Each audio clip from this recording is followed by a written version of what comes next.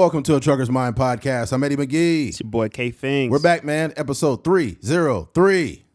Let's get right into it. The biggest topic of probably in the world, damn near. Katt Williams. Yeah. This shit has been going viral since it happened. Recently on Shannon Sharp's show, Club Shay Shay, he interviewed Katt Williams. And on that show, a lot of topics popped up. So many. Yeah. He's like, all right, so I have my guest here, Katt Williams, who needs no introduction. So, Katt, how you doing, Katt? First of all, P. Diddy tried to suck my penis. Like, God damn, this nigga's already going off. P. Diddy likes to party, so you gotta tell him no. Oh, come on, Katt. Come on now. That was pretty much to summarize what it went. And he was just exposing so many things. But here's the thing. During the course of this interview, he was saying things about people. Like he talked about Steve Harvey having a hairpiece. He talked about, certain people's stories not added up. He talked about Ricky Smiley and how there was inconsistencies with Ricky Smiley and him getting the part in Friday and whatnot. But people on TikTok were pulling up receipts. Some of this shit was adding up.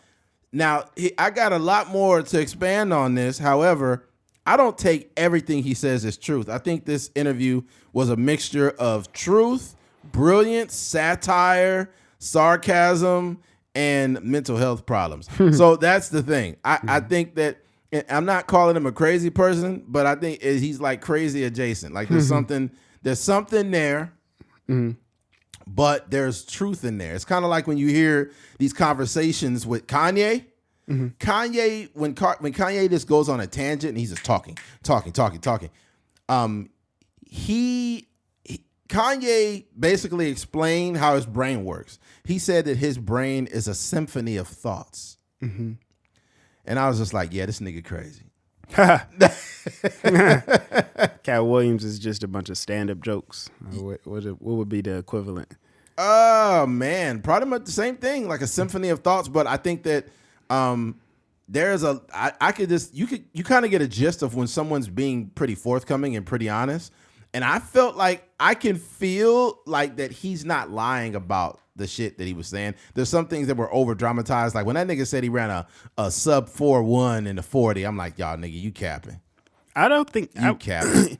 I think, like you said, I think some of that stuff was hyperbole. Yeah. But I think some of it was just his version of the truth. It was just his perspective on certain things. And, it's always three sides to a story, right? And if it's a case of whether it's, him dealing with an acting role or a comedian or a joke or whatever, I think that there's multiple sides because there was stories in there that he was actually, I'm not going to say he was lying, but he was just telling his version of the story. And there were some people like Ricky Smiley or whoever, he pulled up his, he called his freaking agent and Ice Cube got on there and confirmed that he actually had the role and a bunch of other stuff like that. So I think that, and I would also say too, it's like, he's just the latest person to speak his piece. Yeah. Right. Yeah. If Steve, and it's not, the thing about it too is he's like an elite entertainer, so of course some of these stories were just like, I don't even think people actually care about the truth. There was some people going around like pulling up jokes and, showing the side by sides and stuff like that. And one of the dudes said was like, he was, I think it was Ricky Smiley when he pulled up his manager and stuff like that. One of the guys on Twitter was like, you think we really care about this? You think we really care about the truth? It's like, we just here for the entertainment. Like, you wasting your time almost. And I was like, dang, that makes a lot of sense. Like, the reason why this is such a big deal is because Katt Williams, he got that voice. Yeah. He got that tone that's just very comedic. He speaks very well. He uses big words, and it sounds really good rolling off his tongue. So yeah, pause. Yeah. He's like, so what I see is you had $25,000 available to you, but you put up $20,000 for a movie. So what was it that caused that belief to have in yourself? Joe Biden tried to suck my penis. Like, God damn. Come on, Katt. Come on now. I don't know if it's bull job. I cannot confirm or deny that. But Katt, come on now. Katt, you got to give me something to work with now. Yeah, see, he was saying some shit. It's just so much. And here's another element of it. I think that people have been internet conspiracy theory people, like on the internet for many years. So when Katt Williams says these things, it's affirming the belief system that a lot of people have because they're already overly obsessed with celebrities. So when you get a celebrity that is saying things about other people that's not in a positive light, people get off on it. They might as well bust a nut at that point. People love negative shit about celebrities. I don't know why. My thing is I looked at it as content and I moved on with my life. It has no bearing of what I do. It has no impact on my life and what I do. But for some reason, I think that people have such a lack of purpose in their own lives that they become obsessed with wanting to know what celebrities are doing. And I don't give a fuck. I don't care what celebrities are fucking who. I wouldn't give a fuck if Will Smith was gay. He got a new movie coming out, fire, okay? You know, and if he was gay, maybe the movie will have a little more drama in it. I don't know. But I don't give a fuck about any of it. I'm a consumer of art. I'm a consumer of music, whatever. But whatever y'all got going on, it doesn't matter to me. Yeah. I'm not getting wrapped up in it. And I think that that's what made this so big too, because there's so many people in the world that, you know, are caught up in what celebrities are doing. And it's like, that's what's really driving this thing. It's not just Katt.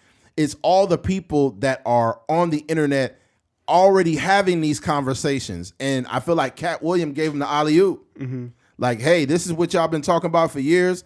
I'm just going to say some things, and maybe because I'm just saying them, you guys will connect them.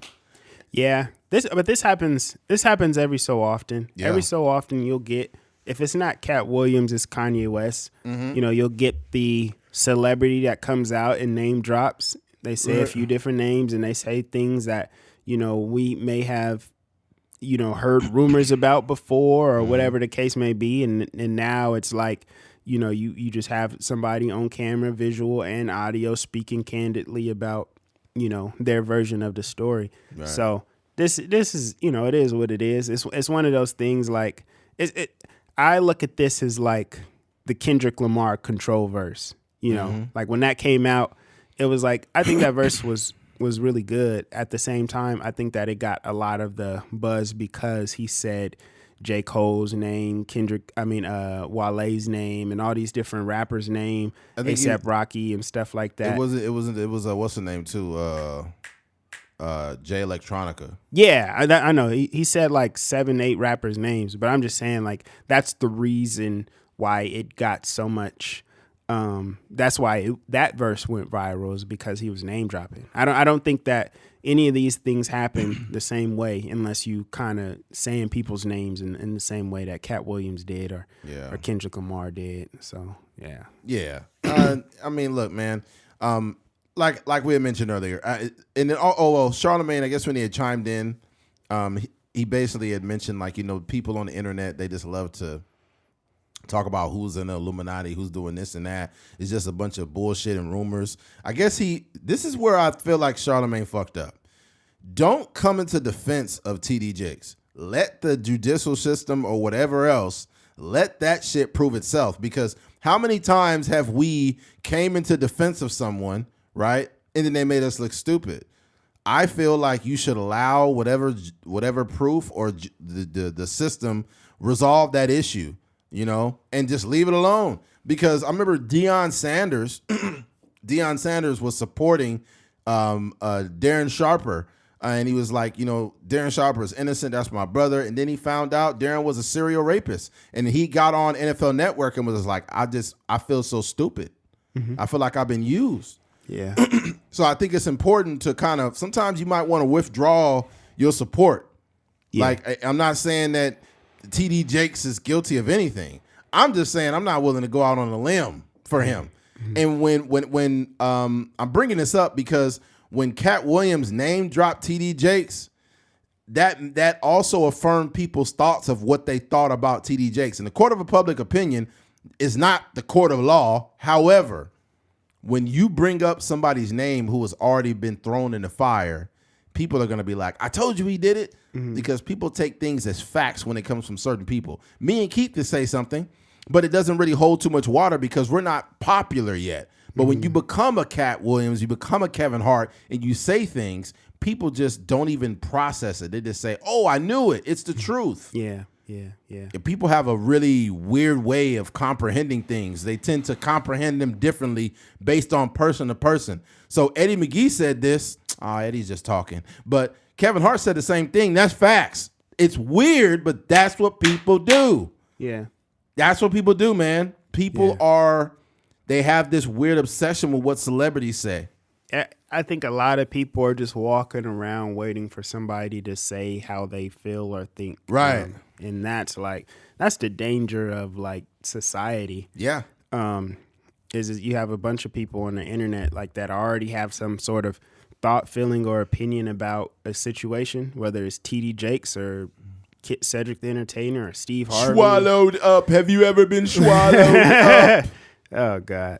But I just think, like, some people may think Steve Harvey is not that funny. And when they hear somebody like Katt Williams, like, Steve Harvey ain't never been funny. And then it just like, somebody said what I was thinking. Steve Harvey. So I'm glad somebody finally said it. This nigga Steve Harvey ain't never been funny. They've been harassing Kevin Hart in his comments, man. But the thing too is like, dog, wasn't nobody saying that at the time. No. The Kings of Comedy, and I'm sure you remember this too, was the biggest thing smoking. It was fucking huge. Yeah, like we bought the DVD. Yes. I'm watching it as a kid. Yes. I don't understand none of the sexual jokes. Yes. I ain't never even seen a vagina except my mom's when I came out. But like, Mom, what's a pussy, Mom? Mom, what's a pussy?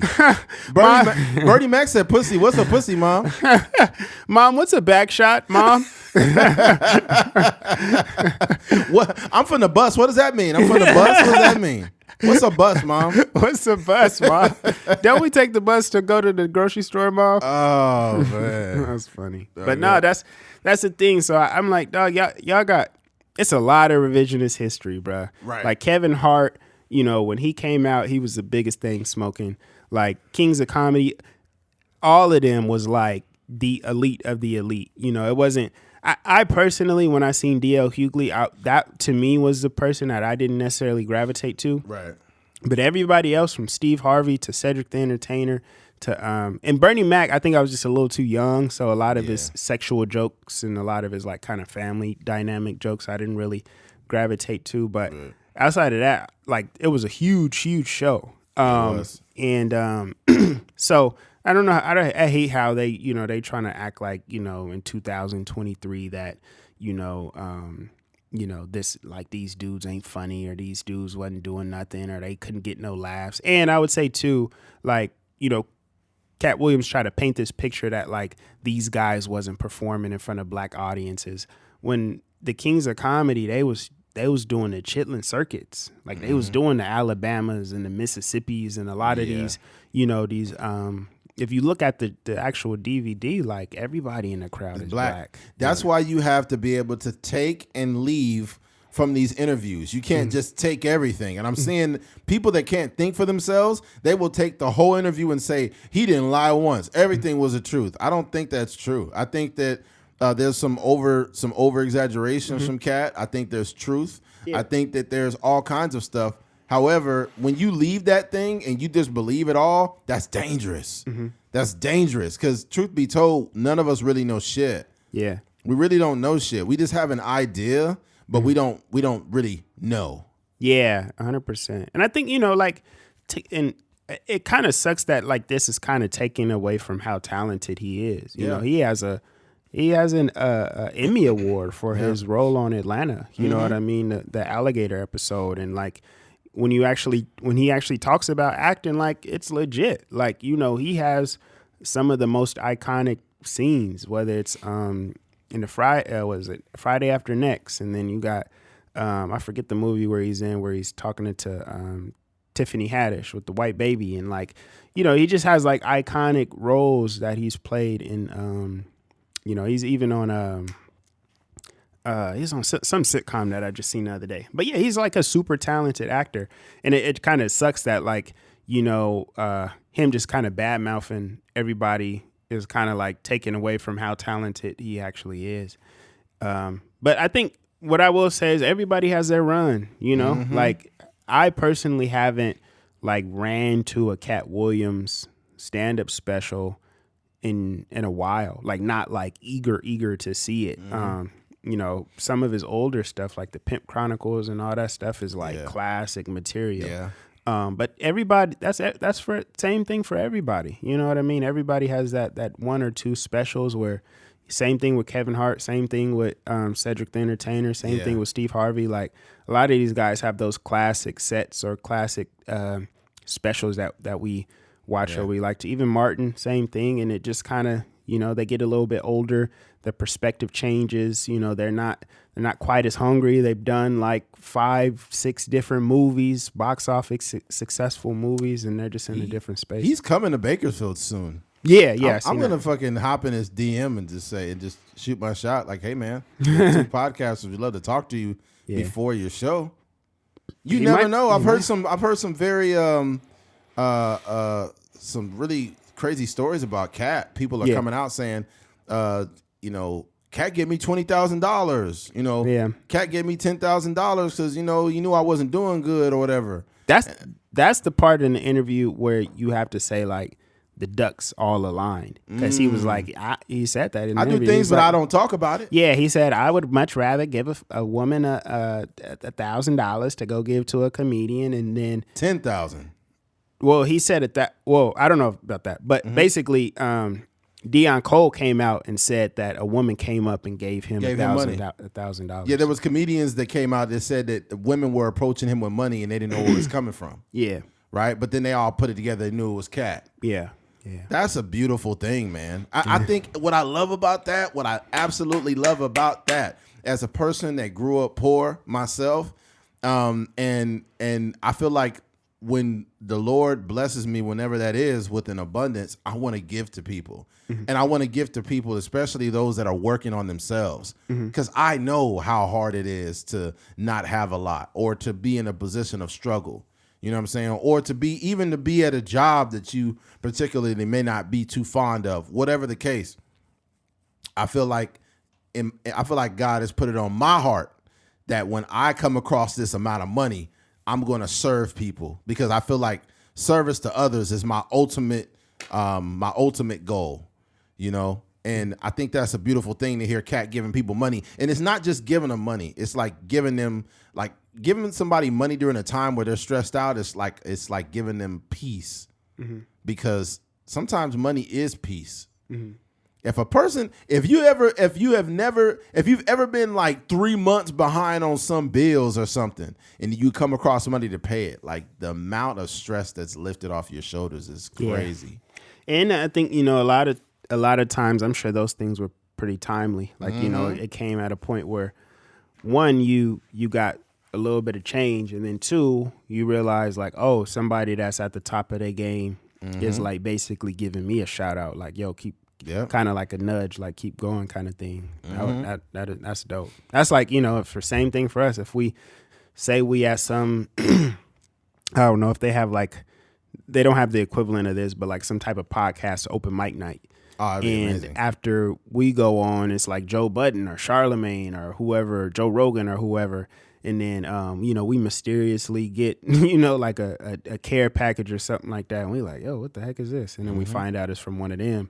That'd be like, yo, I'm glad we didn't stop 2-3 years ago, or I'm glad we didn't stop when it got hard, or I'm glad we didn't stop when we was only getting like 10 views on each episode. So that's your confirmation to keep going. Yeah, 100%, man. But yeah, I think there's the only thing I really took away from this was, this is another one. This is a major one. Whoever you are, don't ever do anything underhanded to get you to a spot. Because I don't think anyone is all good or bad. I think that there are elements of bad to a lot of people. But what happens is this: if let's say you're a comedian or whatever the case, and you're coming up, and then there's another guy coming up behind you, and you kind of blackball that person. You say something bad about them in order to take attention away from them, and nobody finds out that you did it, but somebody knows. Mm-hmm. You never get away with things. Somebody's always watching you, and then 15 years goes by, 20 years go by, nobody says anything, but you didn't realize that Katt Williams was right there watching you the whole motherfucking time. Mm-hmm. Right, and you might be this big Steve Harvey guy that that has sold books, Think Like a Man, and all of this, right? But dog, you cannot do things in the dark and think somebody wasn't seeing you do it. You need to live an integrity-based life, because at the end of the day, a person like Katt Williams should never be able to come out and say something about you. They should not be able to pop up however long and say, hey, he stole these jokes. And then when people go out, they find out that you really stole the jokes. Mm-hmm. They're pulling up receipts on TikToks of this nigga stealing jokes. Him and Cedric the Entertainer. Mm-hmm. I mean, it doesn't take too much away from them, in my opinion, but that is a cardinal sin in comedy. You don't steal jokes. You don't do that. And I think the reason why some comedians got away with that shit is because there wasn't no internet back then. So they was like, oh, I'm going to steal this nigga's joke. And all of a sudden, 30 years later, your ass got popped, because now everybody got phones and everyone could do their own research. I wouldn't even say that. I wouldn't even say it's an internet thing, because there's visual evidence that we can go back and see it, right? Yeah. What's happening now is that people are just like piecing it together. 100%. But at the same time, if you watch Comic View and then you watch, Cedric the if you watch the Kings of Comedy, you would have connected the dots. All they're doing now is just making it more accessible. But I don't think people care. I personally think Cedric the Entertainer is one of my favorite comedians. And I also don't think that, like, as a comedian, like, it's okay to steal jokes. I think that's part of what we're going to see. We're going to see, like, where your brain works. But then you realize, like, a lot of these comedians got writers, and then a lot of these comedians ain't writing their own jokes. And, some people have teams of writers. I've heard of, guys locally telling me, like, yeah, I gave him such and such jokes, or, I punched up a couple jokes for him, or, I'm talking to one of my guys on the phone, and he was like, I had a joke about, it was about TD Jakes, and I couldn't say it because, I'm in a certain position, I got a certain brand, but I gave it to this person, and they said it on their platform, and it was going crazy. So I see this all the time. I think it's all smoke and mirrors anyways. I think it's the same thing with, like, hearing about Drake having a ghostwriter. You know what I mean? It's like, at the end of the day, you can say whatever you want to about Drake, but he still can rap. He still has more hit records than anybody.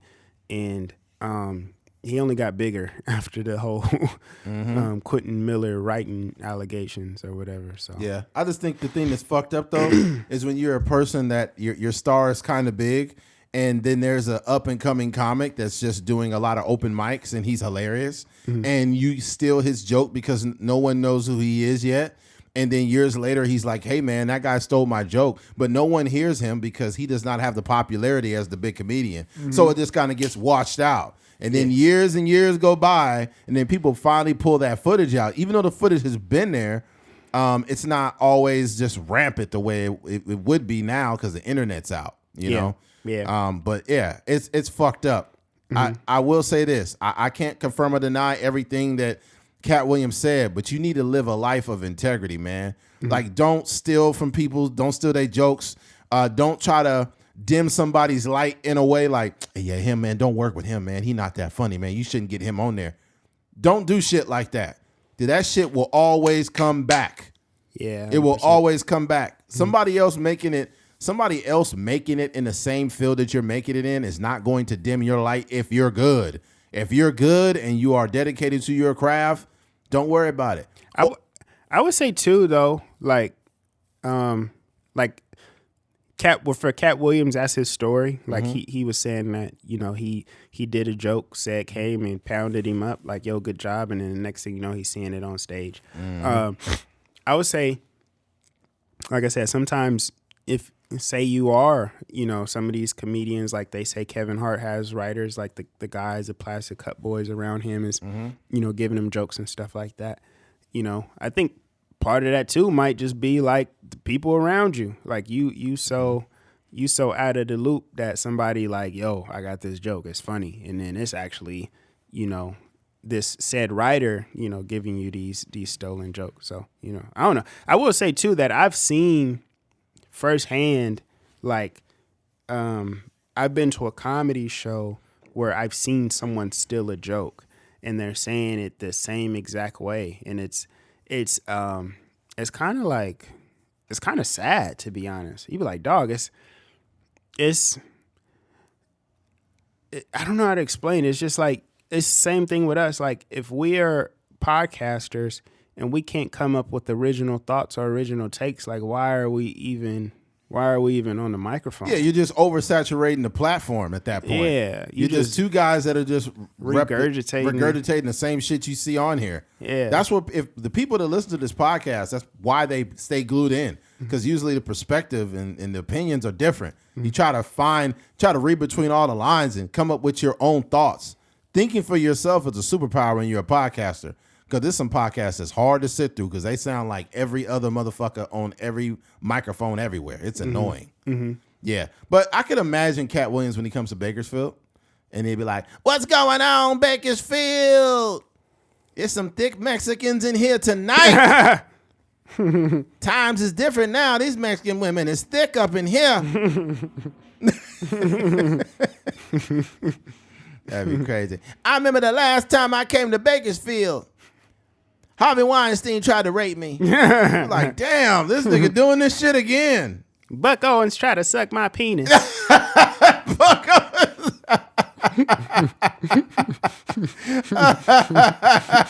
Harvey Hall tried to put me in his ambulance. Oh, man. The Bakersfield Police Department tried to hit me from the back. I said, I ain't never coming to this motherfucker again. But here I am, y'all. Y'all ready to have some fun? Oh, that's a trip, man. I don't know whose voice is funnier, Shannon's or fucking Katt Williams. Yeah. Shannon be like, I'm Shannon Sharp, the owner and sole proprietor of Club Shay Shay, and tonight our very well-known guest is, he needs no introduction. No, he be doing them long-ass introductions. You see it? Mm-hmm. He a Grammy Award winner. He came in on a horse tonight. He went over, he used to play there with the Philadelphia Eagles back in 1987. He formerly known as one of the best pitchers in the NFL and the MLB. And give it up for Katt Williams, y'all. And legend has it that he ran a 4-1 back in the day. Legend has it that he ran in the hen house. Like my grandmama always said, you never get here faster than you get here slower. He always has these weird country idioms. Yeah. He was like, my grandmama always said, if you hit her from the back, she ain't give you no slack. You're like, what the fuck did you just say, Shannon Sharp? Oh, man. I remember when it was hilarious when he switched from Fox and he went to ESPN and he kept fucking up saying Skip. Oh, he kept calling Stephen A. Skip. Oh, I'm like, man. Skip. Like that nigga CTE was flaring up like a motherfucker. He's like, and what I understand about the Philadelphia Eagles against the 49ers, okay, Skip. Oh, no, I didn't mean to say Skip. Oh, God, dog, I got to stop doing that now. He did it like a few times. Yeah, he did it a few times. And then they had to tell him, like, it's okay. You know, he was there for like 7 years or something like that. Yeah. Yeah, he was there a while. He's like, oh, God, dog, I can't say that now. I will say that I'm happy for Shannon, though. 100%. Like, his post-NFL career is wild. One for the record books. Because a lot of these guys, I would say, like, who was like maybe... I don't want to make it like a top five, but just like 5 names that has had like great post sports careers. I would say Shannon is probably the latest one because I don't think he hasn't been at the forefront as long as some of the other guys, but definitely Shaq. You know what those guys are doing on TNT. Crazy. I would kind of put them all together. Shaq, Charles Barkley, and Kenny Smith. I would throw them all together. Oh yeah, and then definitely got to throw Shannon in there. There's some other guys, but those 4 are the ones. I like what Pat McAfee is doing. Oh yeah. He's definitely doing his thing. He's probably more famous now than he was as a football player. Maybe? Pat? Yeah. Pat was a fucking hell of a punter. Yeah, but I just think now, as far as his face and name and stuff like that, course. you know, and being a punter, you don't get that much. No. You know, you don't get that much notoriety. But yeah, he's doing his thing. So Yeah. it's some guys that have definitely taken on their post sports careers and taken it to the next level. Absolutely. Yeah, Pat was a fucking dog, man, and he had some times where he blew somebody up from the freaking Denver Broncos. Mm-hmm. They was about to get a return, and he smacked them, boom, and he got a lot of respect from fans after that. Yeah. But no, man, it was just a hell of a conversation. If you guys get a chance, check it out. I think it's an interesting conversation. I think everybody in the world has seen it. It's got like 30-some million views. I remember the night of, it was like 15 hours. It was already in like 5-6 million. Yeah, I think. range. I think it was like within 23 hours he had. It was well over 13+ million. I think it's super crazy. Yeah, I remember just looking at the comments. And normally, I would love to see the analytics on that, because normally, you know, like people are just talking about like the trendy thing. And he came out the gate fire, and the first 20 minutes is like really all you needed to hear if you wanted to, like, you know what the interview is about. Mm-hmm. But there was people in the comments like, yo, it's 3 a.m. in New York right now, and I'm up watching this. I got to go to work in an hour or something, and I'm up watching this whole interview. I watched every minute of this interview. Like, this is the interview of the year. It's only January, blah, blah, blah. So that's crazy. Somebody said, I seen this on Twitter. Somebody was like, you know, it's great that Shannon Sharpe, you know, his interview has over 30 million views and all this other stuff. And the dude was like, if he was better set up, you know, if he had his business set up properly, he could have put that interview behind a paywall. And I was like, you can't really quantify that. You can't, because you don't know how big it's going to be. Yeah. So you must not create content. And I'm like, dude, if it's behind a paywall, you have to go pay to see it. Like, who's going to go? Like, it won't have the same virality to it because it's you know, everybody can access it. And I'm sure 30 million views with that 2 hours and 40-something minutes, and what I've seen in the comments, it looked like the retention rate is probably crazy, like 80%. But you got to understand, the content within that podcast or within that interview is what made it go viral, not who was on there. If you just have Katt Williams, you're not going to go viral. Yeah. You're going to get some views for sure. But what was said made it go viral. Yeah. So you can't just put it behind a paywall. You can't quantify that, like you said. Now it's different. If you got Donald Trump on, put it behind a paywall. Because you know that's going to go crazy. You got Barack on, put it behind a paywall. You got Colin Kaepernick, put it behind a paywall. But even then, though, like, how do you know how? So 30 million views on a video of that length versus like putting it behind a paywall. Like, how do you know? How would you know like which one would be more valuable?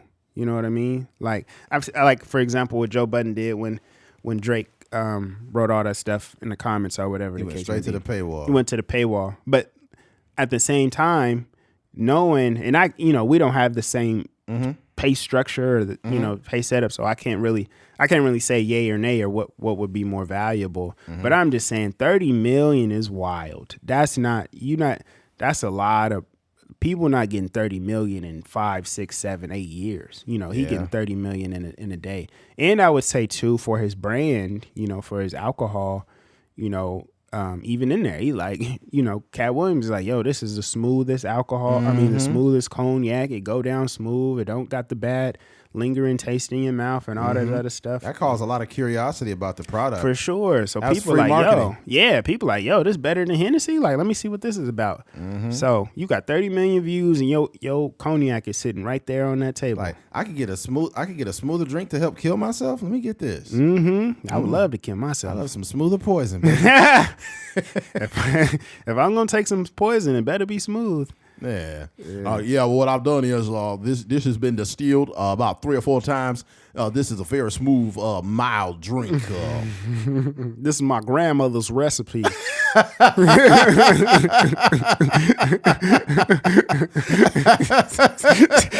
I perfected this when I played for the Denver Broncos.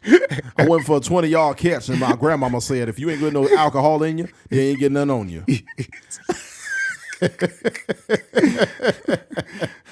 Oh, man. Grandmama always said, if you eat no barbecue, then use a food. And from that moment forward, I knew that I needed to take care of my grandmama. Shannon always has some story about some like, it's like some country shit. Yeah, that's hilarious. But he be saying some wild shit. He said, because Chad was like, I've been thinking, man, you and Halle Berry, man. He's like, oh no, man, she ain't ready for me, man. She ain't ready for me, man. Come on, dog. She ain't ready for me, man. He's like, I be on her. He's like, you be on her like what, Unc? He's like, I be on her like Section 8. He's like, Section 8? He's like, I be deep off in that thing. I get deep off in that thing. He be talking reckless when he got on ESPN. I be like, damn, Shannon, it's wild. Yeah. He said something about Megan Thee Stallion, too. Yeah, what did he say? I have her spread out like three something he said. Yeah, he had something crazy. I'm like, oh, bruh. If he's like that now, just imagine Shannon when he was young. Yeah. He probably when he was playing. He was playing. Yeah, he probably was going crazy. He's saying some wild. She's like, girl, you better back up if I have you spread out on spread eagle. I have you spread out eagle like that. I have your legs wide open like LeBron James, girl. You gotta stop messing with me. Girl, your legs wide open like Jerry Rice back in the day.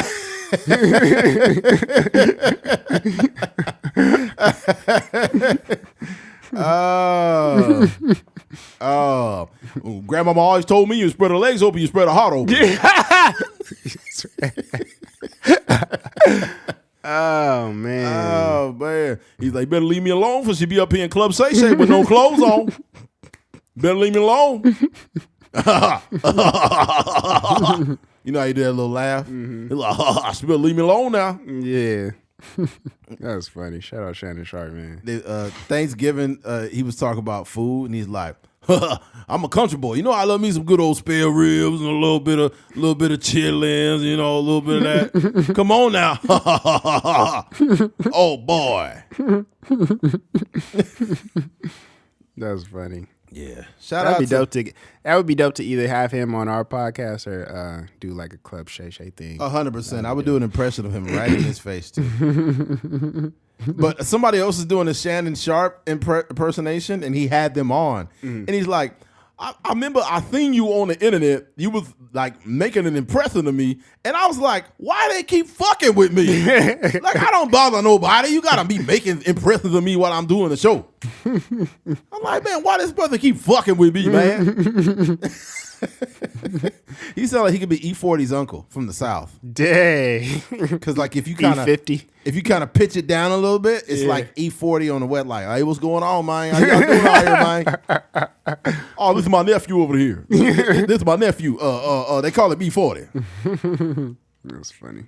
Yeah, I seen somebody cracking a joke. It was some E40 impersonator that was just real fat, and it's like, oh, this nigga E50. That's funny. Yeah, let's move on. Switching gears. The latest. Starbucks' latest Stanley Cup collaboration causes mayhem at Target. So if you guys aren't familiar, there's these damn Stanley Cups, and they cost like $50, and people are buying them. Like they're really, really buying these things. And it's just embarrassing what grown-ass adults will do over something this tedious. And we've seen it a lot. We've seen it, and this is before, like, you know, the influx of the internet. Like in 97, Tickle Me Elmo went fucking nuts. There was grown adults fighting over it for Christmas and whatnot. It was wild. And then there was another one. Recent history, we've seen a Popeye's chicken sandwich go crazy. Like pre-pandemic, before the pandemic popped off, we was out here fighting for, you know, Popeye's chicken sandwiches. Somebody got shot, and then somebody got robbed too. And then this is just who people are. This is why I feel like law and order is necessary, because we can't police ourselves. People they're idiots. Law and Order SVU. No, we can't police ourselves. And the thing about it is, if we had to, it'd be just people dying over crazy shit. Like, you ate my McDouble, you have to die now. It's like, what? Yeah. You killing me over McDonald's cheeseburger? You crazy motherfucker? But and then even during the pandemic with the fucking toilet paper. Yeah. That was insane. Like, how much do you need to wipe your ass? Yeah, people was fighting, stealing, like having like closet fulls of toilet paper. Man, during the pandemic, I was just trying to get some regular food one time, and this is at the very beginning. This lady had like 10 tubs of nacho cheese, like fucking industrial sized cans of jalapeno nacho cheese. And I was like, That's not bad. you having a nacho cheese party? She's like, I'm getting what I can from my family. I'm like, y'all about to eat nachos for fucking 4 months? What the fuck are you doing? Eat nachos every day. I'm like, lady, I hope you got enough toilet paper to wipe your ass, because that's That's a wild thing to say. I mean, I get if that was like the only thing in the store, but even then, that's just like that's too much. That's too much, dude. You're losing your fucking mind. Yeah, that's insane. You can't feed yourself for 3 months on something that doesn't expire till 2026. That's ridiculous. Yeah, but to everyone's defense, I don't think people understood what we were dealing with and how long it would last, because we had never been through a pandemic in American history since the Spanish flu, and I think that was in 1918, I believe. But the thing is, like, why are we eating more food? I don't like, because why would a pandemic cause us to eat more food? Because it's self-preservation, Keith. People, that's the number one thing. Whenever something happens, they're not worried about your neighbor or about your family or not your family, but they're not worried about your neighbor or whatever. Yeah. It's about self-preservation. So I need to get as much nacho cheese as I can get from my family. Yeah, it's like that Leave the World Behind movie. There you go. We've already witnessed this in small amounts. We've had like legitimate examples of what the world would look like when we have, a pandemic or some cataclysmic event or the potential of a cataclysmic event would happen. If we knew, here's the thing. If something was to happen to the world, I don't think we should be told that it was going to happen. I really don't. Because I think it would be straight fire and brimstone, man. Like if you tell people that there's a huge asteroid or whatever, a huge meteor, whatever one is the biggest, is the meteor, correct?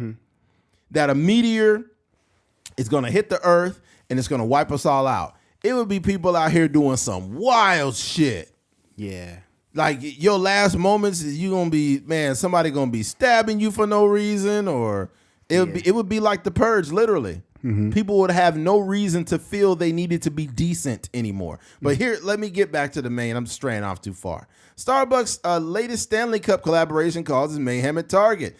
Customers hoping to score the latest Starbucks Stanley Quencher documented long lines, campouts, and fights at the local. They camped out for this shit like it was a fucking PS5, man. That's insane. Not PS5. I would say like PS1 is when people camped out, because now they don't do that. Everything's online and shit. But anyways, an insulated tumbler with a cult-like following is causing chaos at a department store chain with an even bigger cult-like following. On January 3rd, Stanley and the company behind the viral unbreakable 40-ounce double-wall vacuum insulated tumblers released a collaboration with Starbucks in a winter pink hue sold exclusively at Target stores, and it caused long lines, overnight campouts, and mayhem in stores. Okay, look here, man.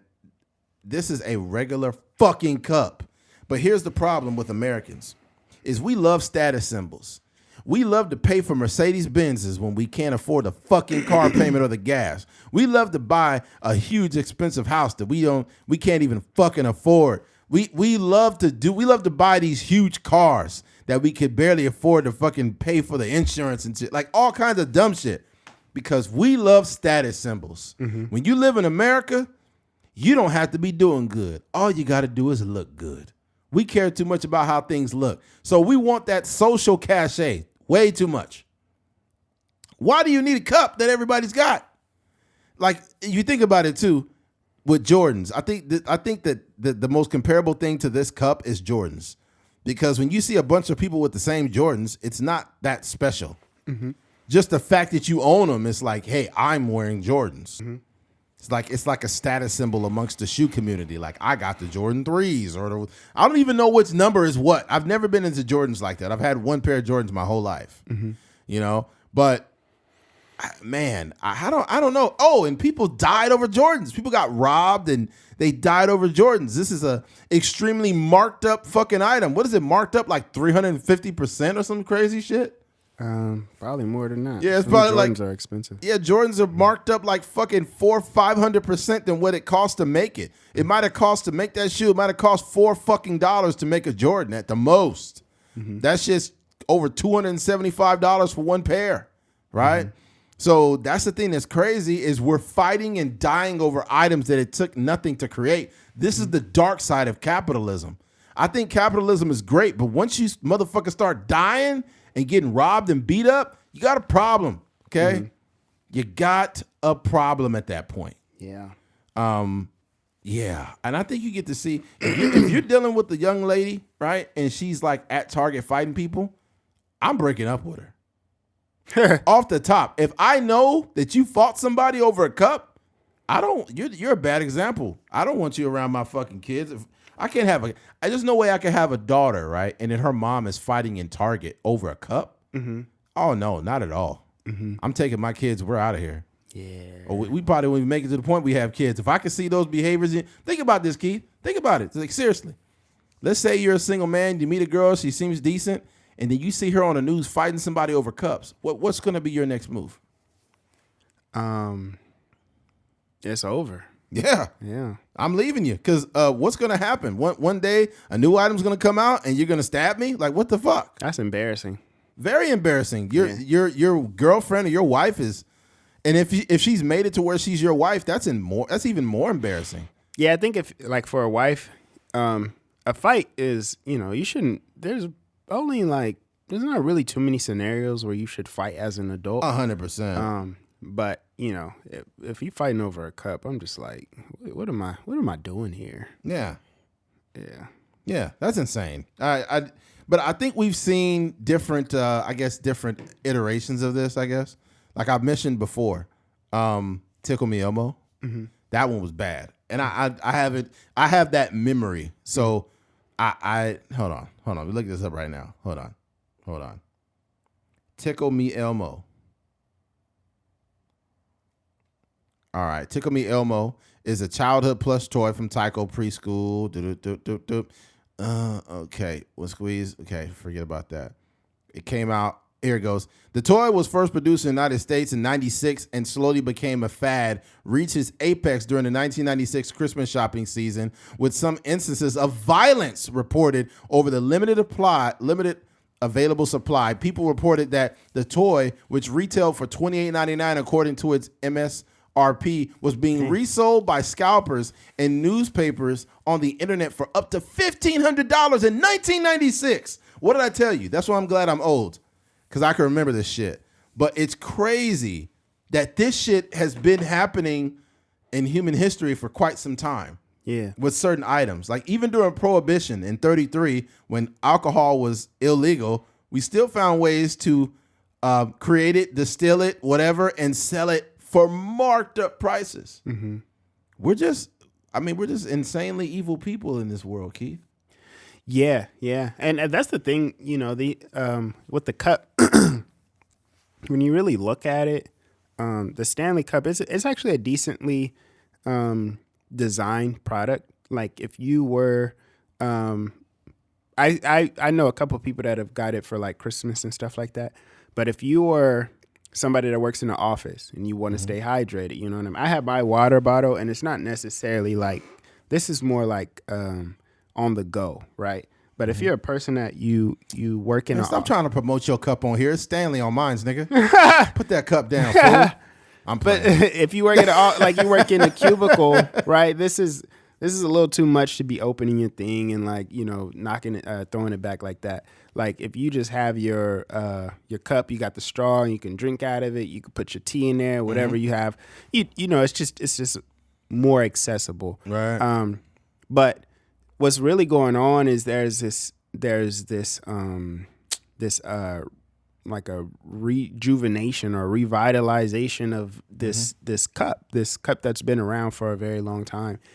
And it's not necessarily like the product. I think I would be more understanding of these scenarios if it was like a great product. But anytime this happens, it's just the it's the fad. It's the brand that we're fighting over. It's not the actual product. This product, a Stanley Cup, is not life changing. You know, it may make your life easier, but there's also like the knockoff brand that does just the same. It might not keep your drink as cold or something like that, but for the most part, it's the same product, and it's probably a lot cheaper. There's probably a Target brand that people ran right by to go get the Stanley Cup and fight over the Stanley Cup. So my thing is like, I just wish we had more of an awareness that we are being controlled by a brand.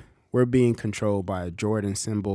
We're being controlled by a Starbucks symbol. We're being controlled by an In-N-Out symbol. Fucking nasty fries, worst fries in America. Yeah. And I don't know if people like them or not. You know, it's hard to say. It's just like, I don't know if people actually like these Stanley Cups, or are they just like following the TikTok trends or something like that. That's what it is. The highest level of marketing is brainwashing. I would say, though, Jordan's is fire. Like, for me personally, that above anything. This nigga brainwashed. Like, looking at the Stanley Cup, I'm like, ooh, that's cool. But when you see some Jordans, I seen some Jordans in the grocery store the other day. I was like, yo, those is fire. Like, it's just some very clean shoes. But not to say that they're worth $500, $600, $1,500 sometime, depending on the rarity of the shoe. But that's the only thing that I would say. Like, mine, if they took the logo off of them, some of those shoes would still look amazing. The only pair of Jordans I had, to me, were probably the best ones. There was the ones he wore in Space Jam. What number was that? 10s. Was it the 10s? I think so, yeah. They had like, the black around. I think it was black suede. Okay. Now, I had the original. The original ones had these little flakes in them. I don't know if you know what I'm talking about. You know how suede is just black? Mine's had these little, like, almost like little flakes that were into the like the leather. Not the leather, but the suede part. And when I was Jordans were such a big deal to me. You talking about the patent leather ones? No, they're not patent leather.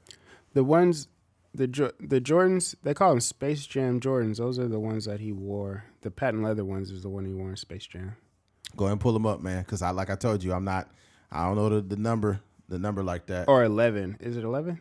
I mean, you asking the wrong guy, man. Yeah, my bad. Not 10s. They're 11s. Let me see. What you talking about? These ones? No. Those are the later ones. The ones before that. I'm not sure which one you're talking about there. Yeah, I don't know which one I'm talking about. You might have to get one of the 9. Are you talking about the 9s? I mean, maybe if you show me a picture. Yes. Yeah, those are 9s. The ones on the right side. The ones on the right. Yeah. With the white with that. Yeah. Those are the ones I had. 9s. And the original ones, the original 9s, they had that black suede on it like that.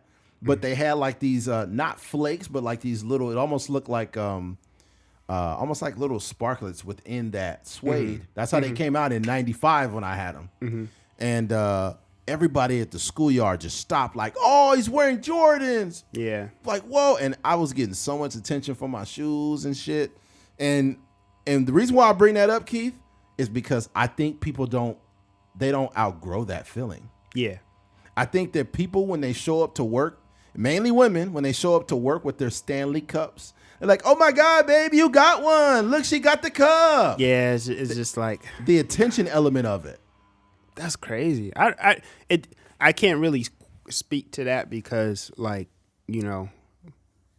I can't relate like wearing a shoe to like just like walking around with a Stanley Cup. That's not what I'm saying, though. No, I'm not talking about you. I'm just saying, like, people do feel that way. People have the same feeling when I'm like, oh, I got the Jordan 10s or I got the I got some 1s or I got some 4s or whatever. Like, the same feeling that I have.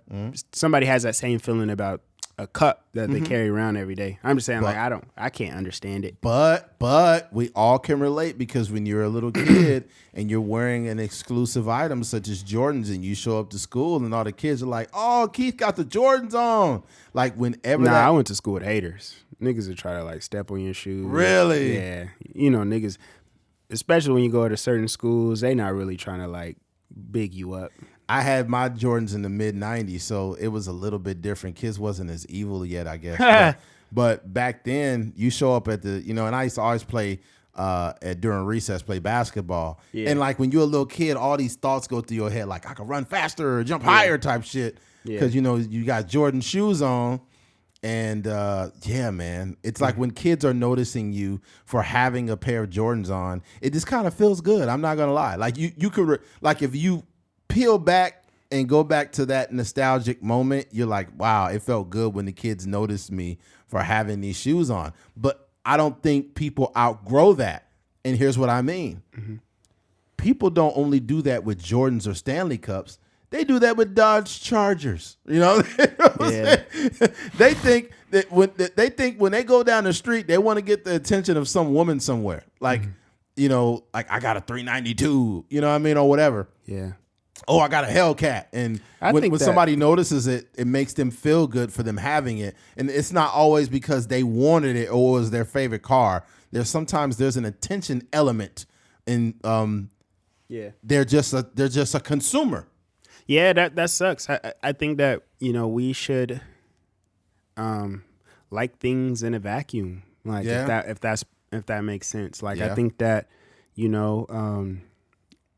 every time we make a decision, it should be like, okay, I'm the only person in the world and I'm the only person in this store. Like, what do I genuinely like? Not trying to impress nobody, not trying to keep up with the Joneses, and not trying to floss on Instagram, but what do I genuinely like? And I think our life would be much simpler. And I think too, I know for a fact we would make a lot different decisions, because I was leaving church today, and one of my guys, he was driving a Kia Sportage, and it's a decent size, like a larger sedan. It has it was like a gray outer, the car color was gray, and then the seats was like a red leather. And I was like, if you take out the logos, if you just seen that car from, a block away, you would be like, yo, that car is clean. Like, what kind of car is that? But the thing is, when you walk up on it, it's a Kia Sportage, so it's just kind of like, it has that, it just doesn't have the same ring as like a BMW or a Lexus or something like that. But I think if there was a lineup, there was no logos, it's just you, and there's a car salesman, and you just walking down the lot, and you don't have no recollection of what women like, and no recollection of what was in the Fast and Furious and all this other stuff. Like, I think that people would probably gravitate to different things than they actually buy. Like, I think the Challenger would be probably a little less popular, because, a lot of people like that. They like the growl of the engine, and like you said, they like to peel off at the club and, rev the engine and all that kind of stuff. A Dodge Charger is a BBL for a man these days. Yeah. If you got that Dodge, you got a Hellcat or something, that's like that's a male BBL. Mm-hmm. Yep. Mm-hmm. I would say, like, what's another car that's like popular amongst, like, I guess, like the fuckboy car? The Dodge Challengers. The Challenger and the freaking Charger, those two. Yeah, Challenger and a Charger. I don't know. I think the Challenger is more like lip injections, and then the Charger is like the BBL. Yeah. And then the Hellcat is like it's the probably like a tummy tuck and some the whole shebang. It's the whole thing. Mommy makeover. Yeah, the mommy makeover is the Hellcat. Yeah, for sure. I would say when the Challenger first came out, it looked really like the souped up one, like the SRT 8 or whatever it was.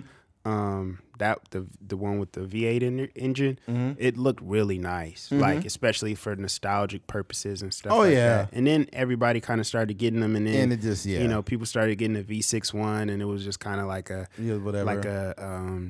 like the Great Value Challenger. It just wasn't the same. Yeah, this is the signature select. Yeah, exactly. Yeah, but what was I gonna say? But yeah, but as far as that, like, men be the same way women be on here for attention, taking thirst traps. Like, the male version of a thirst trap is these cars. Mm-hmm. They be driving by the club with their music all loud and like hoping that women care about that. Yeah, Like Yeah. I think when men do that too, they be thinking they slick. They are no different than these women posting booty pictures in the mirror when they do that. I definitely fell victim to it once. One of my friends, he was drinking one night, and then he asked me to drive him home, but he had picked me up in his car, and I took at the time I had my Mustang, like the Fox body, but it was the 4-cylinder that didn't pick up really no speed. The light was like hanging down, but as soon as I got my guy's Challenger, I picked this girl up. Like, we didn't do too much. We just went to like Walmart or something like that. But yeah, just like basic. But I was much more confident. He was like, she's like, oh God, no, I'm yeah, that's a challenge for you. I don't see how dudes be getting roadhead. I don't understand how you could do that. Yeah, I would crash. Yeah, I've heard of people crashing. There's no way I could get head and drive. Are you serious? Yeah. Well, I don't know how men do it. Yeah. Especially if the young lady is very good at it. You're going crazy? If she's going crazy on me and I'm trying to drive, I'm like, oh. Oh man. That's funny. Yeah. What did the weekend ref or something like that? Mm-hmm. Something heavy on the wheel when I come, wheel when I come. That's crazy. He be singing about some dark shit. The Weeknd. Yeah. Like, I just put some coke in my nose and this feels good. Yeah, he be saying some wild, especially with the drugs for sure. Yeah, I just snipped some coke out her butthole. She be loving me like I'm cocaine. Whoa. This nigga The Weeknd is crazy. So The Weeknd, I understand that you have some type of cocaine addiction. Is there any truth to that? I mean, like, whoa. I've been shooting up the charts and shooting drugs at the same time. Heroin in my lungs, I can't get it out of Norkin. Oh man, The Weeknd is so crazy. Oh man, but yeah, it's not a whole lot else to cover on that. Yeah, just folks, don't be a toxic consumer. If you want something, want it because you want it. Yeah, want it because you want it. And here's the result of that. Before we move on, is I bought a pair of shoes online. It's like they some fake knockoff Yeezys, right? And obviously, I'm not spending all the money. I went on Amazon and bought a pair that kind of looked like Yeezys. I bought them. I wore them to the gym. Some dude was like, yo, I love your shoes, man. Mm-hmm. He wasn't being sarcastic either. He was like, hey, I like your shoes, dude. I like your shoes. I was like, oh, thank you, man. These some cheap knockoffs from Amazon. Mm-hmm. I didn't need to say all that shit. Yeah, why are you outing yourself? I didn't need to say all that shit. He liked it. He's like, oh, okay, well, they're cool. Yeah, you exposing yourself for no reason. But that's the issue. Like, the issue is get something because you want it. It doesn't matter if it's fake. It doesn't matter what it is. Get it because you like it, bro. Mm-hmm. I don't hang around people that be like, you're wearing fake Yeezys, huh? I don't hang around motherfuckers like that. Yeah. You know, I don't have a problem wearing knockoff shoes. I still look decent in them. Who cares? Yeah. I have never been about to get some pussy and the girl's like, wait a minute. Those are fake Yeezys. I'm out of here. I'm like, oh, man. Your Jordan symbol, he's too fat on there. Yeah. You have a Puerto Rican Jordan on your Oh, man. Your Jordan say Juan on the back. Jordan Wands. Oh, no, I got these from Mexico. They real, but like, they just in Spanish on the back. These the Air Force Ones right here. He's an Echo in Mexico. These the Air Force Ones right here. It's the real deal. All right, switching gears. Video shows defendant attack Las Vegas judge during sentencing. All right, for those, there's been some viral shit going on this week, a lot of stuff. And one of the things was this man was getting sentenced and he broke away, jumped over the little where she slams the gavel, which is lifted above everything. That's pretty high. and he fucking downed her ass. And then he got some licks in on her, and then they finally stopped him. Yeah, he was grabbing her head and all kinds Oh of stuff. man, he's gonna do some time, but what's gonna give him satisfaction is the amount of licks he got on that judge. All right. Shocking new video shows a man who was in the process of being sentenced in Las Vegas courtroom launched himself over the judge's bench and attacked her. Clark County District Court Judge Mary Kay Holtis tried to take cover when Deborah Redden yelled out expletives during the sentencing and ran at her. Video shows him flying over the bench and violently pulled her to the floor. Chaos then ensued, with at least 3 other men in the courtroom struggling to pull Redden away from the judge. One of them, who could be a count clerk, is captured repeatedly hitting a combative Redden. He was hitting like a weenie. Later, a woman is heard saying, "Please God, please God, please Jesus," and the judge remains on the floor. You can scream for Jesus. That's what the judge was yelling? No, somebody else was yelling. Oh, somebody in the court. Yeah. It says Redden 30 was at the hearing for a charge of attempt battery with substantial bodily harm when he attacked Holtis, according to the court. Well, it's not according to the court. It was on video. Okay. Yeah. Here's the deal. Here's the deal. I think it's inexcusable what he did to run up there full speed and assault that judge like that. That was wrong. Okay. And he had some priors of violence, obviously the bodily harm charge that I just mentioned. However, I will say this to all the judges out there, let's make sure we're being professional. I think we've gotten used to seeing people like Judge Mathis talk about, sir, are you smoking crack, sir? You look kind of cracky to me, sir. That sound real cracky, sir. Yeah. Are you smoking crack? Yeah, I think you might be smoking crack. Like, we've gotten used to the entertainment element of judges, and because it's on TV, we think that this is how judges are supposed to be. Fuck no, that's unprofessional as a motherfucker.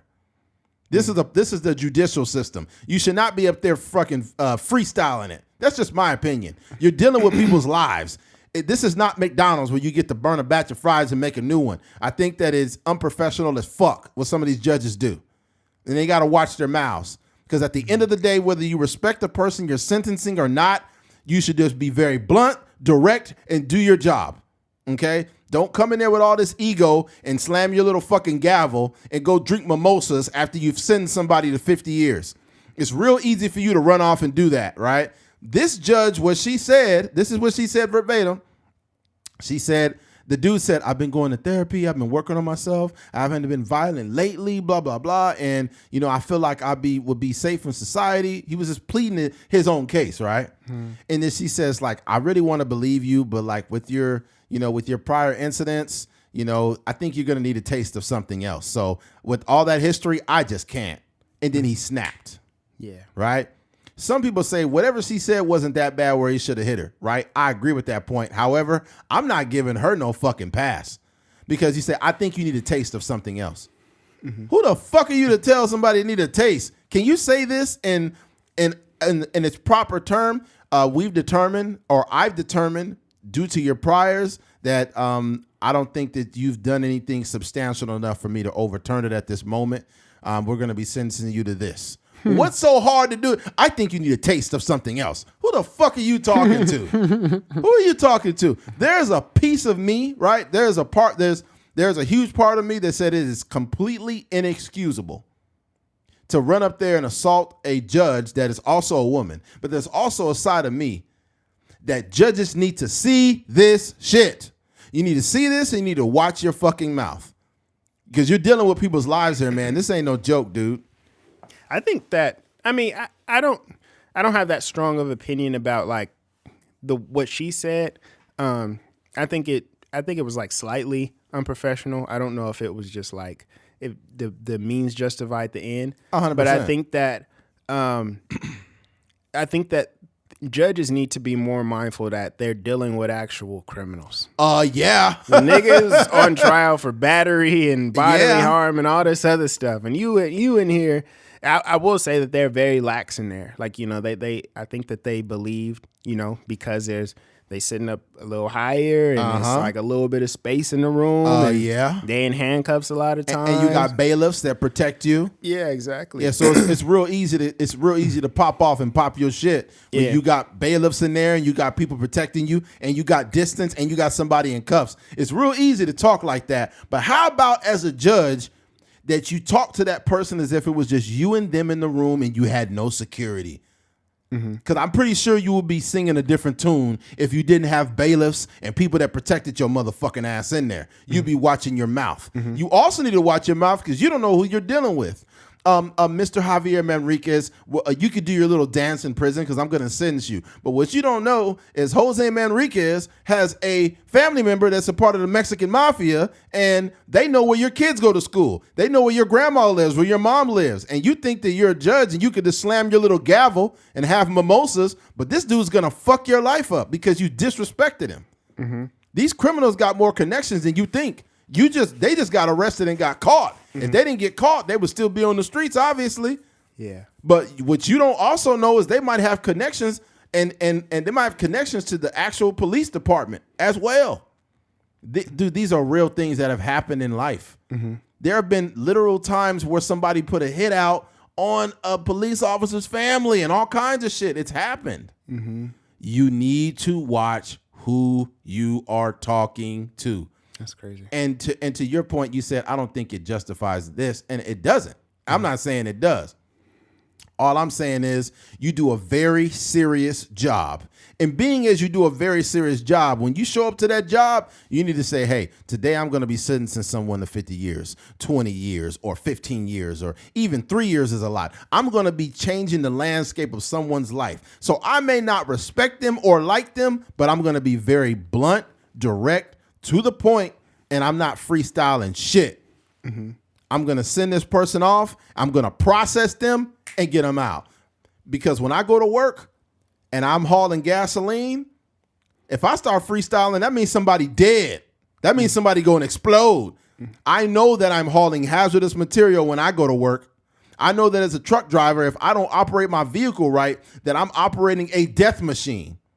Okay? So if I know that as a driver, you need to understand as a judge that you can literally change someone's life within a snap of a finger. That's all it takes. Let's just be a little more professional, man, because we've gotten too used to, watching shows like Cops in the 90s and the guys running away from the cops and we cheering on the cops. Like, get him, get him, get him. That's not normal. These motherfuckers are doing a job. They're not supposed to have an audience. We just televise it and turn into an audience.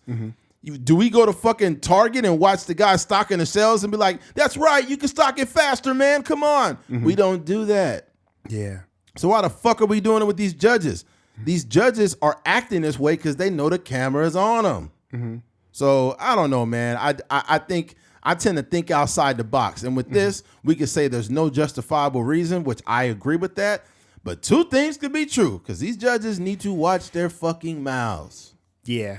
100%. I would say on the opposite end, though, I was telling you this before the pod, like sometimes you'll get these profound stories inside of the judge speaking to these criminals, I mentioned the one judge that had went to school with the black dude that was in court, and she remembered him from junior high or something like that. And, she had like a little bit of a moment, and it was kind of like a very reflective moment. Or even when the judge sentenced Ted Bundy, or they got the guilty verdict, and he was basically saying like, you would have been a hell of a judge. I mean, a hell of a lawyer. The way you defended yourself in this case, and you did it all by yourself. He said, I would have loved to, work with you in some capacity. But what you did was, vile and wicked and all these other things. And for that reason, you're going to spend X amount of time in prison. So, or not even in prison. He was getting a death penalty. But I think that, you do every now and then get those moments, and those moments come from, the judges kind of speaking from their heart. But I think in the instance where they're being a little bit, like kind of demeaning and disrespectful and kind of like undermining, these people as humans, especially in that case where a person is kind of pleading their case, saying that they are doing work on themselves and stuff like that. You got to be very, very mindful that you're talking to another human being. And that's the result of that. So ain't too much else to say about it. But yeah, be careful what you say, judges, because there's some niggas waiting to jump on a judge. 100%, man. See, the thing that's different too is these judges get paid a lot of money, and they have protection at the court. But when they get out that courtroom and they take their drive home, they have no idea who's got the drop on them. Mm-hmm. You have no idea, bro. Mm-hmm. You get out that courtroom and you say, hey, I'm going to need a undercover police escort for about 5 miles. Mm-hmm. Okay, cool. Do you think it's somebody that's not going to, drop the dime on them and say, hey, they're going to follow her for 6 miles. After that, you could go ahead and follow her home. Mm-hmm. Like, bro, there was a time where I was, I can't remember, it was 2005. And I had a Pontiac that wasn't, properly registered to something my dad had, and I ended up getting it impounded. There was a cop that put me in the back seat of the car in the middle of summertime with the windows up, and I was so fucking frustrated. And at that time, I just started crying because I was so fucking mad. Mm-hmm. And finally, he opened the door and he said, sign this so I won't arrest you. And I was just like, what? Like, I don't even know what's going on. So to make a long story short, my dad comes, he picks me up, whatever. But literally, bro, I swear to God, my right hand of God, probably a few weeks later, I went to the DMV to, handle some paperwork. And I seen that cop in the DMV. Mm-hmm. Right? I seen him in the DMV as a pedestrian in regular clothes. Mm-hmm. In regular clothes. Don't you know that if I had any malicious intent, I could have went out to my car, went back in there and blew his motherfucking head off with the way he treated me. But guess what? I'm not no crazy person, right? As a regular person, I'm like, hey, that's that cop. He's a dickhead. And I just moved on, right? Mm-hmm. But if I was a crazy person, you would be dead. Yeah. This is why you don't need to kiss no one's ass. You don't have to kiss anybody's ass. But respect is not negotiable. Mm-hmm. You don't negotiate respect. There are people that I don't like, and I still respect them.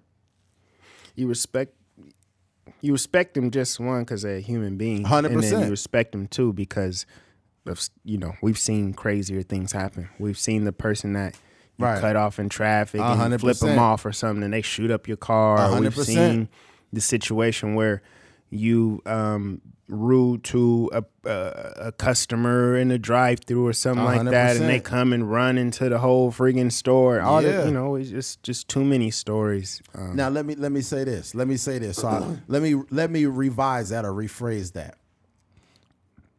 I don't have to respect you to show you respect.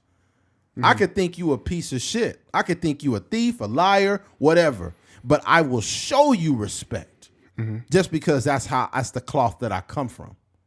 So my thing is there is no excuse to do that. So if a person is disrespecting me out of nowhere, I have to get away from them because they don't have any excuse to ever come at me that way. Mm-hmm. There's some people that have done it, and I'm like, hey, man, is everything cool? And if they keep on doing it, I literally will create a wedge and a separation between me and that person so we don't ever have to go down that line because you already showed me you don't got no respect. Mm-hmm. So I'm not going to keep giving you second and third chances because by the third time, I don't want us to be in no physical confrontation. Mm-hmm. I'd rather not have that happen. Mm-hmm. Yeah. Yeah, man. Yeah, so, yeah. I don't know what you guys took from that. But, mind your mouth, man. Yeah, mind your mouth, man. Just do it. Mm-hmm. And check yourself too. Meaning, if you feel like you've disrespected someone, and you like, yo, I'm getting out of character.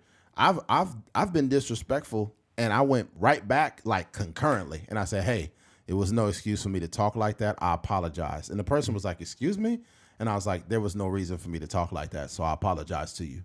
Yeah. And they'll be like, whoa. And then after you do something like that, those people tend to look at you different. Like for sure, yeah. Eddie is different. I think that being able to say I'm sorry is like it's not that easy, I would say. Like just on a human level, like For most people. we tend to like, we have a lot of pride. You know, we always want to be right in certain situations, but you know, definitely apologizing. I've done it. You know, I've had to swallow my pride and apologize. Pause. It's there's been situations even like, well, swallow your pride, swallow. You ever been swallowed up by your pride?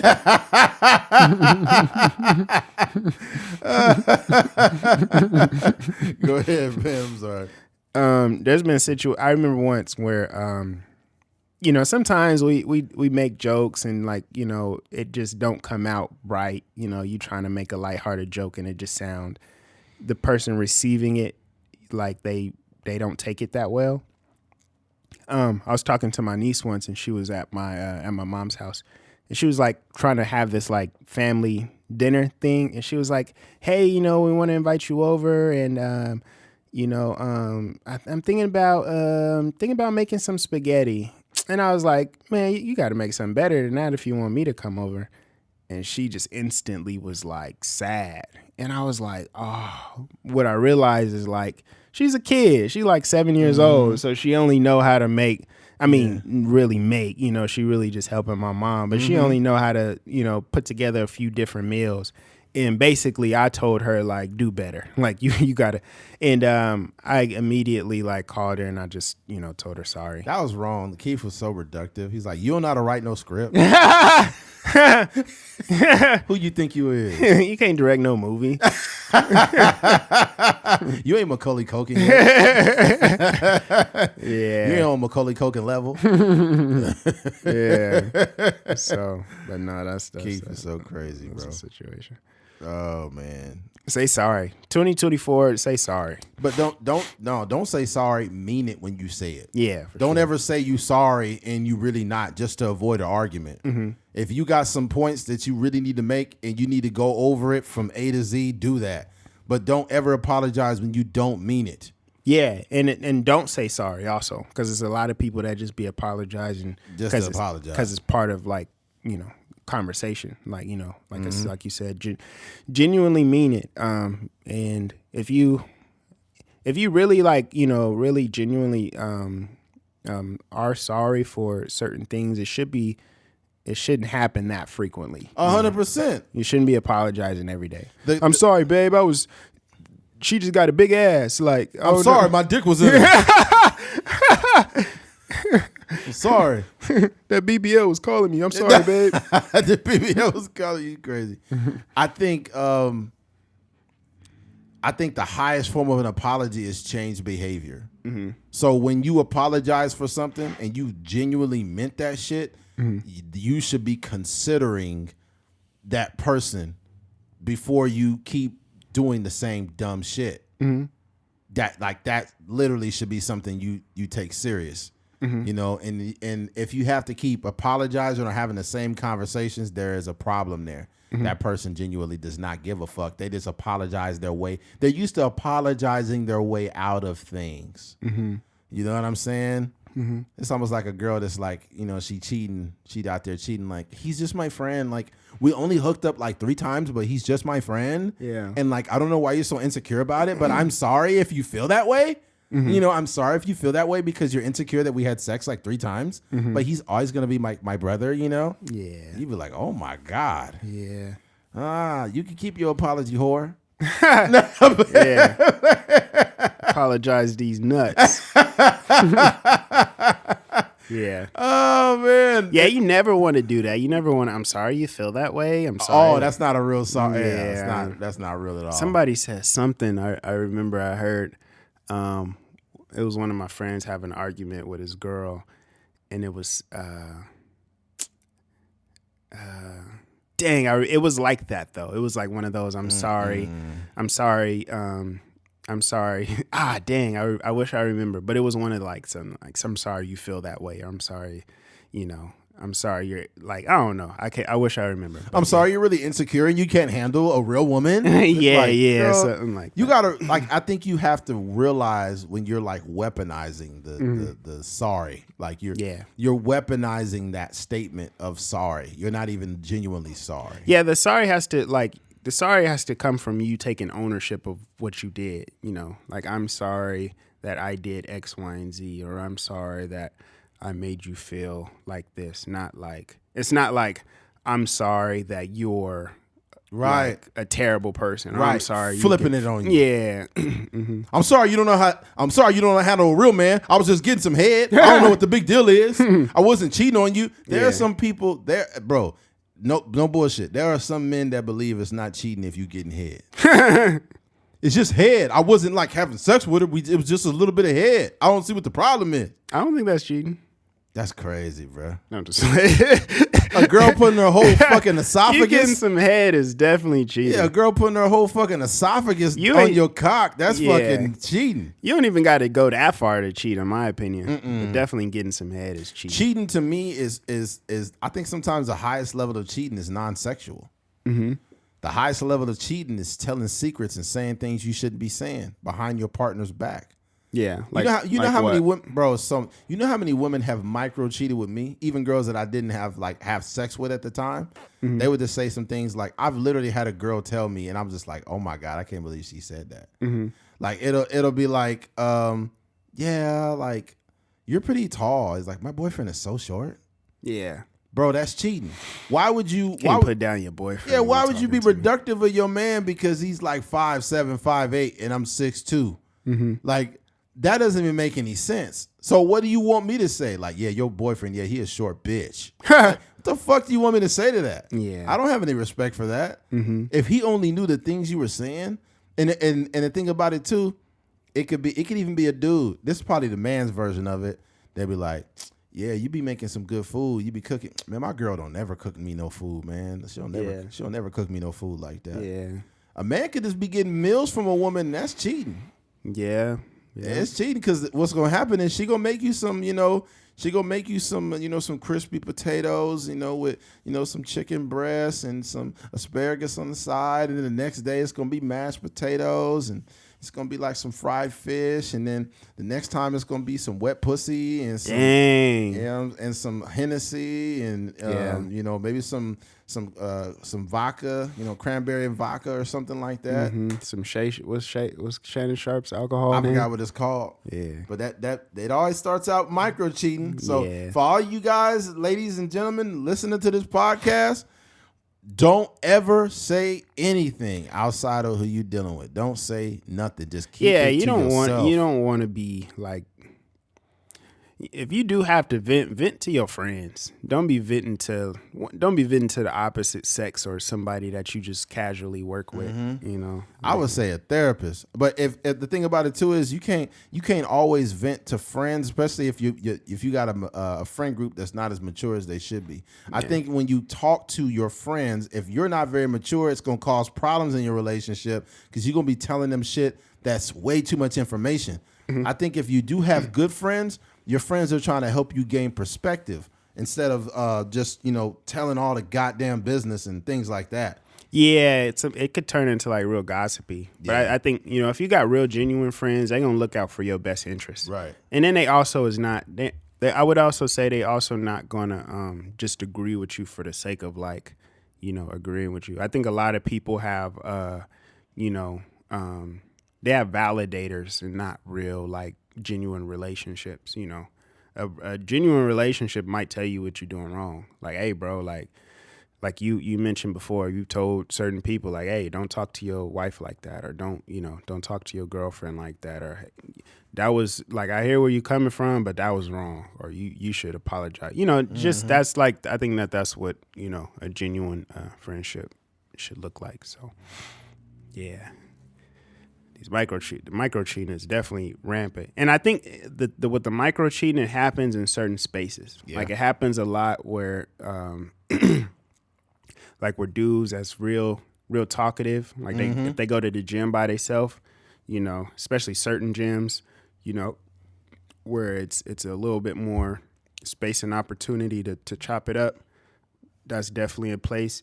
Some of these places where like call centers and stuff like that, or like Walmart's, places like Walmart where you stocking the worst. Yeah, like a Winco or a Walmart overnight where you stocking up different things, and there's one or two cashiers in there that look cool, and then you just in there chopping it up. That's definitely a place. It was a dude that told a story on TikTok about that, where it was a girl that had a boyfriend, but they worked at a Sam's Club, and he talked about how like him and the girl, like they went out on lunch one day to smoke with each other in the parking lot, and they did that like a couple times. Like during their lunch break, they go smoke in there, and then they would go back to work. And they said one day they just started having sex, and then they started having sex almost every day in the parking lot. Have you ever seen like in The Last of Us?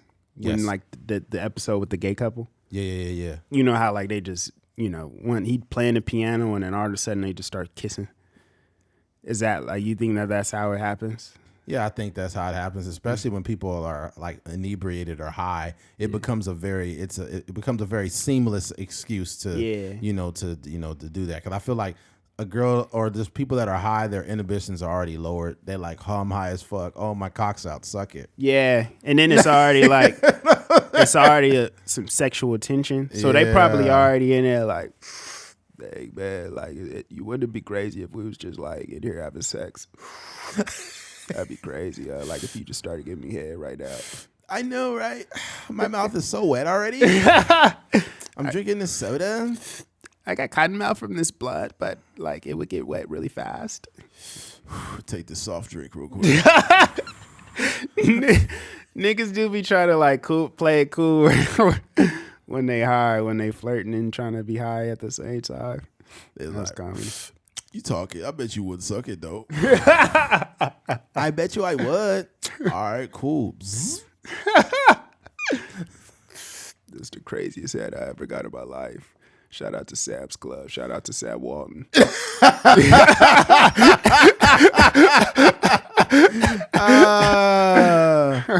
like, I was stocking them shelves. Now I'm stocking them guts. Oh, that was crazy. Hey, yo, have you ever heard like the Walmart like supervisors on the loudspeaker? They be wilding out sometimes. Nah, I never heard of crazy. They'd be like, Margaret, back to your station. Margaret, back to your station. Oh, dang. Yeah, like, Devin, please report to the front. Your lunch break is over. Devin, report to the front. Your lunch break is over. I'm like, damn. No, I will say when I was a kid though, I hated going to the store with my mom because she a real shopper. Like she gonna look through all the clearances. She gonna. This is before like Walmart had groceries, but she would be in there like looking at the toys, and she wouldn't really look at the toys. It'd be mostly like clothes and like house stuff, and like go through the house like the appliances and all these different things, just hitting all the aisles. And at a certain point in the store, I would just break off and go to the PlayStation. And I would be playing. They had like the little... Yes, they did. The monitor, the game. The little demo version. Beautiful times, man. Yeah, so I would be in there just playing it. Or if I wasn't playing it, I was waiting for the dude that was playing it to get off. Keith, your mama's at the front of the store. Exactly. And they would be like, Keith, can you please report to the front of the store? Keith, can you please report to the front of the store? And I'd be like, cool. Like, we both could have a good time if you just let me play the game, and then you could go shopping. And them some good times, man. People forget those moments when Walmart had a gaming consoles available for customers, and I would be up in there playing the game because when you grow up poor, nigga, your parents don't be paying for them games sometimes. So I remember back in the day when NBA Jam was out, and we used to go to Blockbuster Video, and they had like a demo game, and back then they used to let you rent the consoles.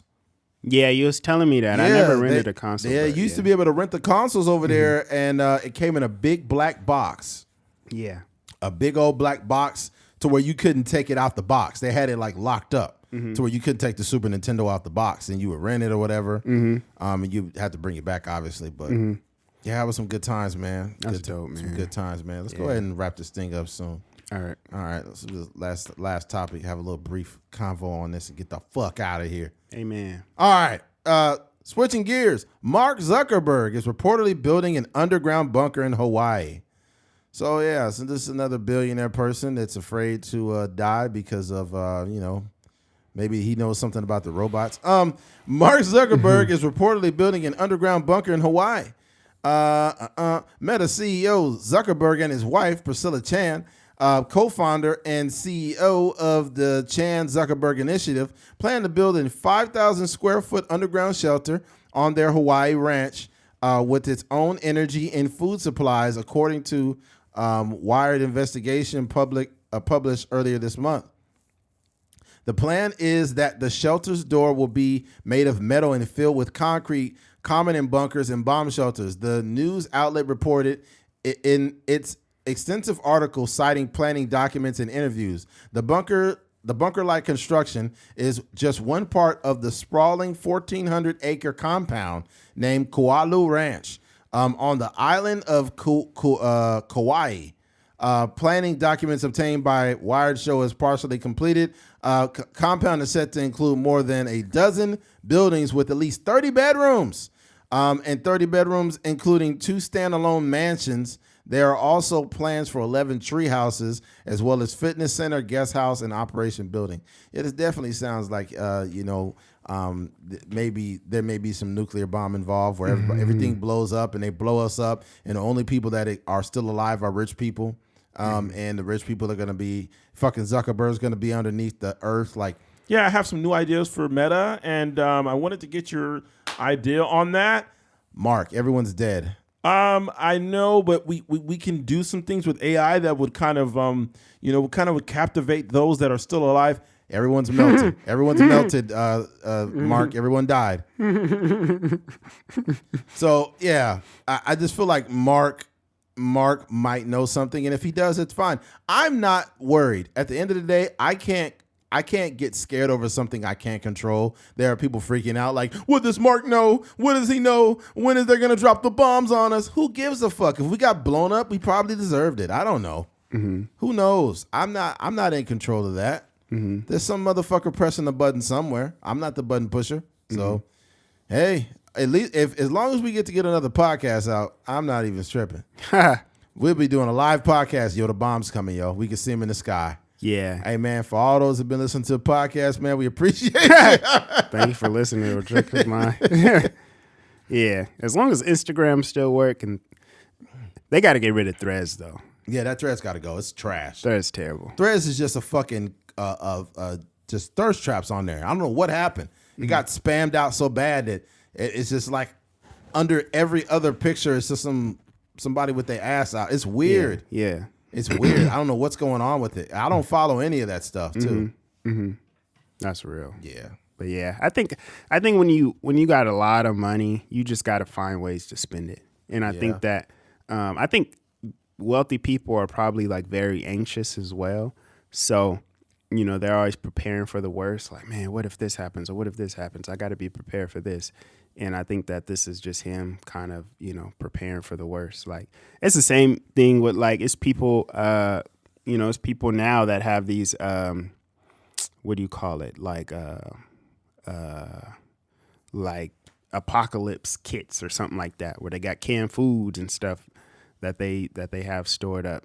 The one thing I was thinking about I was thinking about this the other day because we went grocery shopping, and if you do have that like emergency apocalypse kit where all the lights go out and you can't, you need like a flashlight and batteries and all this other stuff. That stuff does not last. Mm-mm. The batteries are going to start to get real acidic. Like even if you just have batteries sitting around, sometimes they'll get like real acidic. I've opened up like fresh batteries that I've never used before and seen like the acid build up on the end of them. Yep. When it comes to canned food, they last for a very long time, but you're still going to have to continually swap those things out, because if you have it in there for more than like a couple years, then the food is going to expire. So it's not really a version of that whole like apocalypse thing where that really works. It's It sounds good though. Like, man, I got food stocked up for 6 months and all this other Got stuff. so much nacho cheese in here, man.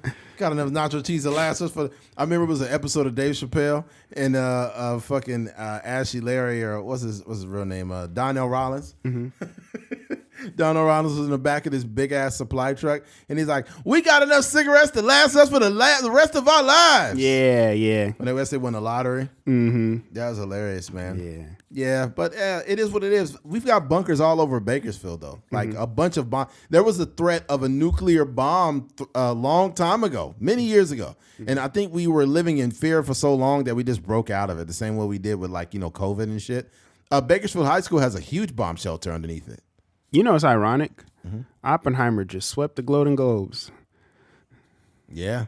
So, hey, I don't know. I don't know if there's any connective dots there, but I think that I don't think any person in the world should have that much power. We should not have nuclear weapons, man, at all. And I think that we have so many people who are threats, or they can't think for themselves, that are so scared that they're just like, oh my God, what are we gonna do? What are we gonna do? And it's like, man, look here.